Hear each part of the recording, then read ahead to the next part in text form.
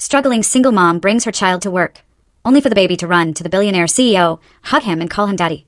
The old clock on the table read 5 a.m.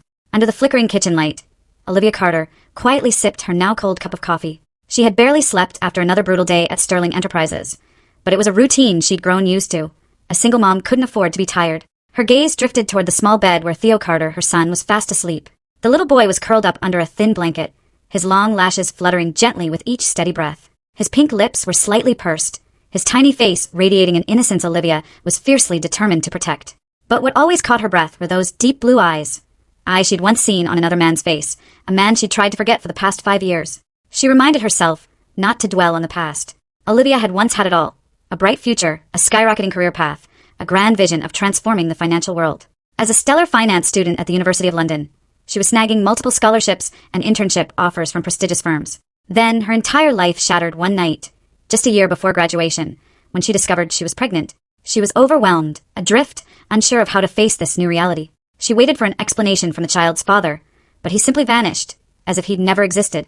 She stood before two stark choices: sacrifice her dreams for her child, or sacrifice her child for her career. She chose her child, but the cost was staggering. She dropped out of school, losing all the career opportunities she'd worked so hard to build. The first years as a single mother were a blur of tears and struggle.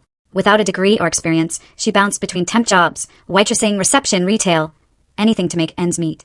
It wasn't until Theo turned 3 that she landed a job as an administrative assistant at Sterling Enterprises, one of London's biggest financial corporations. The pay wasn't great, but it was stable, a lifeline for her and Theo. Still, life was anything but easy. Their tiny apartment on the outskirts of London barely fit them both.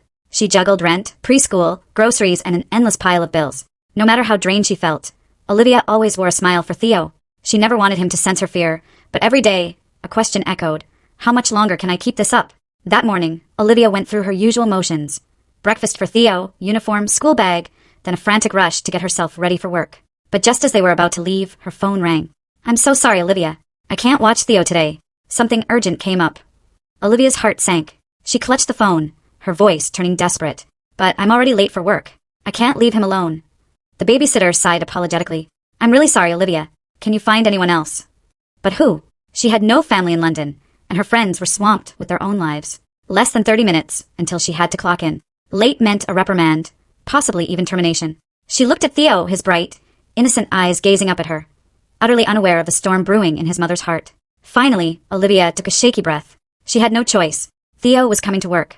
The towering Sterling Enterprises building, sleek and imposing,